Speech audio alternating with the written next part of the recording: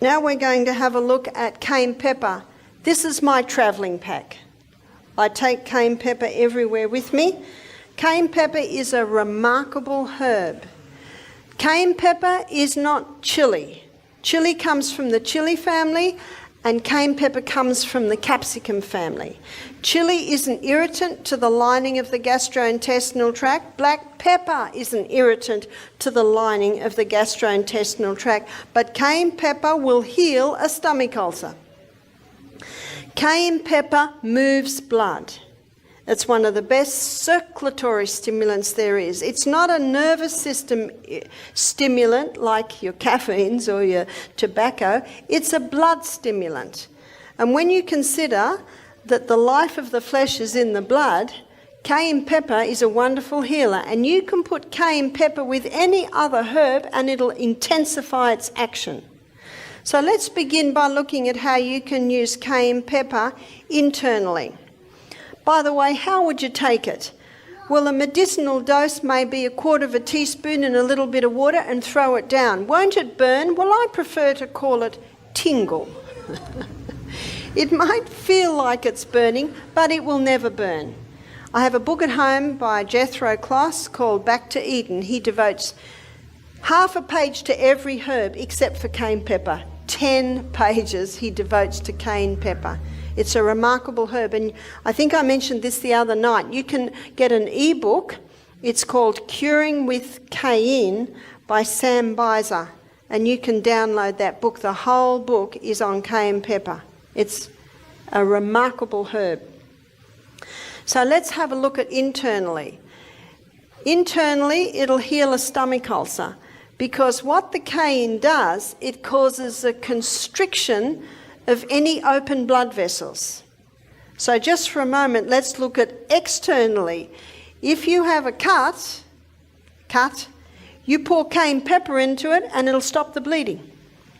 Now, we had a Fijian doctor come over and work with me for a couple of weeks. She wanted to look at what we did. Do you know she works in Suva now, and her name is the nutritional doctor. She works all with natural medicines. But let's back to Misty Mountain. I'm giving a lecture, and I heard a crash in the kitchen, but I just kept lecturing, as I always do.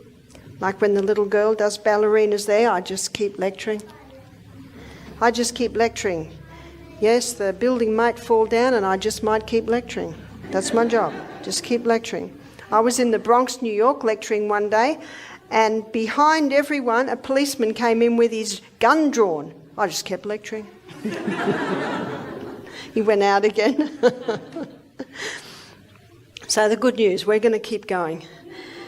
Anyway, where was I?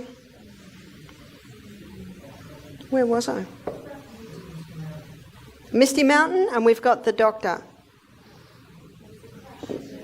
Crash in the kitchen. Found out later the blender had dropped and she had bare feet as Fijians do. And you know how thick blenders are?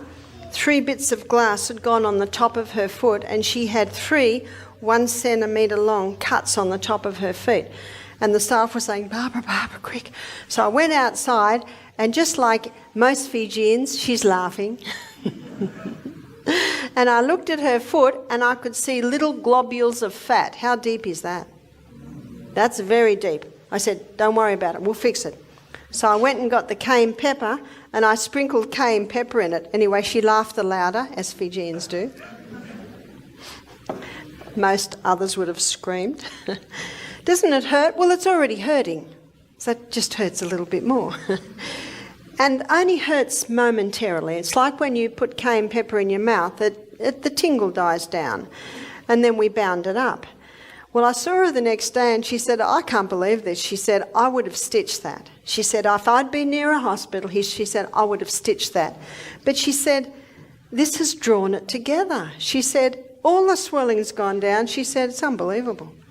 So you see, her experiences at Misty, maybe that one, was very helpful on her knowing how to treat. And that's what cayenne will do. My son William, when he was about 10, he was clearing away the banana, the cut banana. You know how bananas, you'll get the old ones? And the elder son was cutting them with a machete. And William thought Peter had finished that area, and he came in just as the knife came down and cut across the fingers. In fact, the other son was looking through the grass for the fingers, but it was all right, they were still there.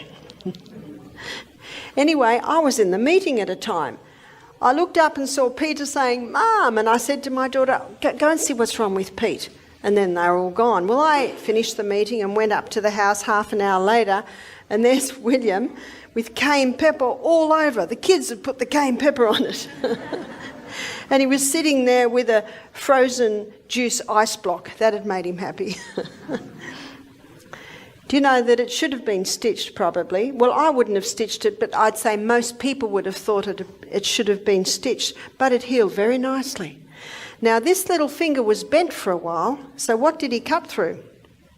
A tendon. Now, when my brother-in-law saw that, he was not very happy because he felt I should have had it stitched. But I thought, well, it's his left hand and it's the third finger, so what does it matter if it's a bit bent? Do you know how you sort of got to... And what would happen if he went to hospital? They would have insisted on tetanus. They would have insisted on, how are they going to find that time? I thought, no, it'll be right. So what I did was every time we were sitting in church or sitting in a car, I'd just rub it. And I found within a few weeks it was working again. See, hey, you've got to weigh up. What is this really important? And as I said, if I broke my arm and my bones were sticking out, I'd be very thankful for a doctor to perform an operation to get my arm working again. But there are lots of little tiny bits and pieces that the natural remedies will fix. So any cut, put the cayenne pepper on it. Yes, it will hurt, but it's already hurting, and remember, it'll settle down, and then bind it up because it'll constrict the blood vessels and cause them to shut. Now, internally, if there's a bleeding ulcer and you take cayenne pepper, won't it hurt? It'll give a little bit of a tingle, but it will never hurt, meaning it will never cause an ulcer. In the book Jethro Kloss, there's a doctor that says it's impossible to cause a lesion with cayenne pepper. Another doctor said, you cannot abuse cayenne pepper. It's impossible to abuse it. It's actually a very safe herb. It will never harm. It might feel like it sometimes, but it will never harm. You can also use it internally if someone has a heart attack. Now, I had read about this, but I experienced it once, and it was when we had our health retreat in Melbourne. I got a call from one of the staff. A lady's had a heart attack in the middle of a cooking class. So I ran down. I was there in 3 minutes. The lady's lying on the ground. Her face is white. There's a guy holding a pulse. He said, the pulse is gone? Almost. I said, quick, cayenne pepper. I got a half a teaspoon of cayenne pepper, quickly put it in her mouth. She was half conscious. We're able to give her a little bit of water to drink. Within 2 minutes, the guy holding the pulse said, the pulse is strong. All the colour came back into her cheeks, and she sat up and said, what happened? Just amazing. We sold out of cayenne pepper that program. Everyone, what happened to that lady? What happened to that lady is that cayenne pepper, when it got into the blood vessels, it thinned the blood. This is the best blood thinner. No need to warfarin, I mean rat poison. No need for aspirin. And by the way, it has been shown today that aspirin causes brain bleeds. This is very, very safe with no side effects. Now, if someone is on warfarin or aspirin and they're a little concerned, I would suggest start taking 1/4 teaspoon 3 times a day. And most people, if they're on warfarin, they have to be tested, every few weeks or every month. And the doctor will say, your blood's getting so thin, we can reduce your medication. Because he will see it if you're taking cayenne pepper. It's very safe. I was going to say many doctors, probably 1% of doctors, there are a few that are using natural medicines with amazing results. See, there's no side effect with this. You could take a bucket of that a day and you would still not bleed to death.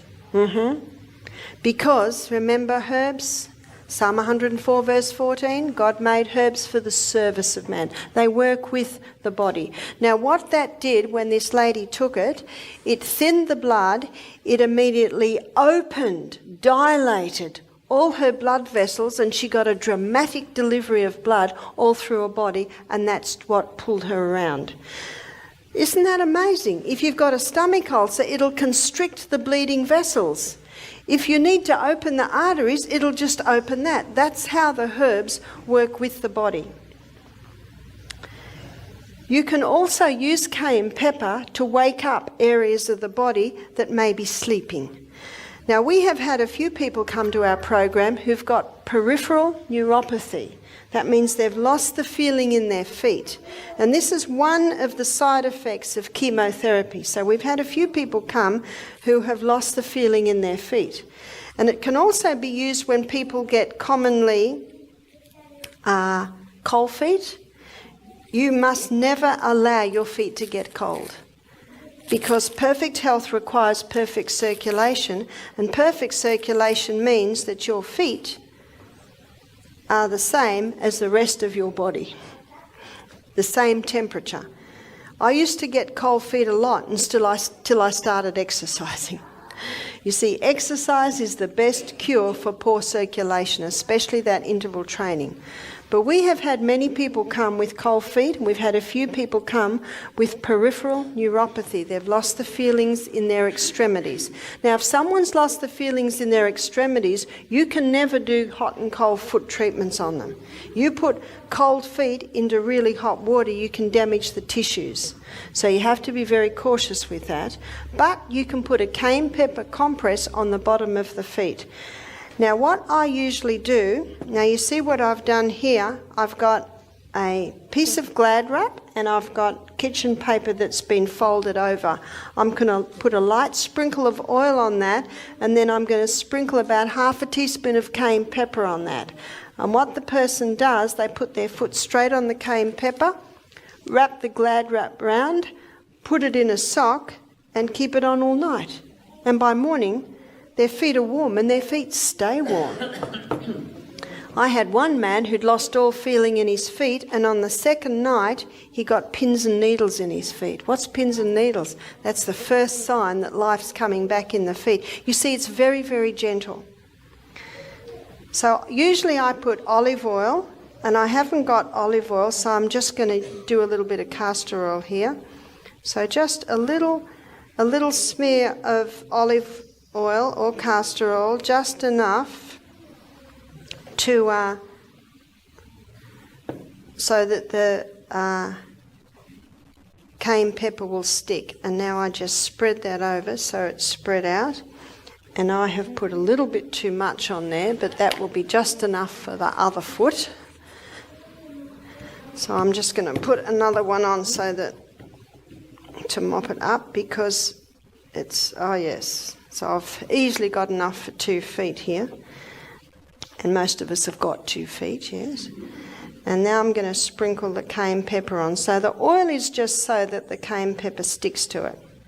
Because if you didn't put the oil on, of course the cayenne pepper would just all fall off. Now this is about how much I put on. So you see that?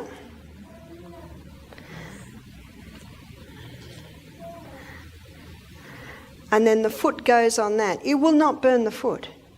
If I put that on my foot, and we're not going to do it in this weather, because we're warm enough anyway, but if I put that on my foot, by about 4 in the morning, I'm waking up wanting to take them off. My feet are getting so hot. But if someone has cold feet, by morning their feet are just getting warm. If someone has no feeling in their feet, sometimes it will take 2 nights before it will come. Now, if you put it on your feet every night, you're going to want to sit with your feet in ice water all day long because your feet will get too hot. So what I usually suggest, if someone has cold feet, do it about every 3 nights until their feet stay warm. And if someone has no feeling in their feet, even then I would probably only do it every 2 nights. And of course you wait for your result. You would stop if the person has full feeling in their feet and their feet feel like they're on fire the whole time, then you would stop. So you watch the body's response, but it's very, very safe. That's very, very safe compress. And it can bring feeling into feet that nothing else will do. Remember what cayenne pepper does? What I like to do is I like to understand what the actives are in the herb, and then you know to apply it. And its number one most important active is it moves blood. So it's going to pull blood to the area when you've got that on the bottom of the feet. So when you take it off in the morning, you just wipe it with a wet washer, dry it, and put your shoes and socks on. Now, very important to keep your feet warm. We're coming into winter. Don't let your feet get cold, because cold feet drives cool blood back to the extremities, which can be very bad for the health of your internal organs. You can also wake up a thyroid gland. So underactive thyroid gland, you see, underactive thyroid gland, you can put a cayenne pepper poultice on that, or compress. And what you would do is you would just do one about this size, because your thyroid gland is about there. And then you would put it on for a few hours. Now, we had a lady who was so excited about this because she had an underactive thyroid. She was on medication. Today, she is on no medication. It took a bit of work, but eventually she got off her medication. And that's quite a surprise to most people, because most people think if they're on the thyroid medication, they're on it for the rest of their life. Her doctor took her off because all her levels became normal because of everything else she was doing. So she put it on and went to bed, and she didn't sleep all night because that woke her thyroid gland up so much she became active all night. So, message from this is, don't put it on before you go to bed. So after that, we started putting it on just in the morning while I was doing the lecture while she was with us. And she said that after about half an hour, it got really, really hot, and then it would settle down a little bit. So can you see what's happening? Is blood is being drawn into that thyroid gland to wake it up. Remember what blood is? It's the life of the flesh. If someone's got an overactive thyroid gland, students, what would you put on the thyroid gland to slow it down? Ice. That's so simple, isn't it? It's so simple. But one thing that really can help the thyroid gland to control or balance out is high intensity exercise. High intensity exercise wakes up that thyroid gland. Often thyroid glands, whether it be under or overactive, are iodine deficient. And you can do a very simple iodine test. You can get iodine from the chemist, and you paint it, say, on the inside of your arm, and you'll get a brown smudge. And then you just observe how long it's there for. If that iodine disappears within an hour, you've got low iodine. Well, how do you get your iodine up? You just put it on every day until it stays there. It should be there for about 5 hours. That's a very simple one, isn't it? And your thyroid's main food is iodine. And earlier in the week, actually it was yesterday, last night, I said that mercury gobbles up your selenium, and your thyroid gland needs selenium to convert iodine into thyroxine. And so getting the mercury fillings out is also important. You only need 5 Brazil nuts a day to supply all the